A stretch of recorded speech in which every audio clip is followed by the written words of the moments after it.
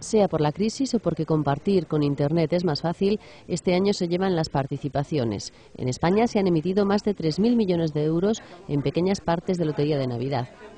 Esa es la novedad del Abrusador, la conocida Administración de Lotería de Lleida. A través de Lotonet, su empresa de Internet, se ha lanzado a la venta de participaciones. Para su director, Ignacio García, todo son ventajas. Las ventajas que tienen para el participante y para el que hace el regalo es que no se tienen que preocupar de custodiar el décimo. Directamente, tanto el premio se ingresa en la cuenta de cada participante, y el participante no se tiene que preocupar si su familiar, si su amigo, si su jefe se va a acordar de ellos cuando sea millonario. El dinero se ingresa en su cuenta.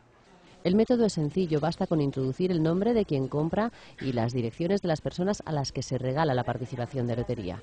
Luego llega la confirmación del regalo y si alguien tiene alguna duda puede ir al Abrusador para comprobar que su número está a buen recaudo. Ajá. Sí.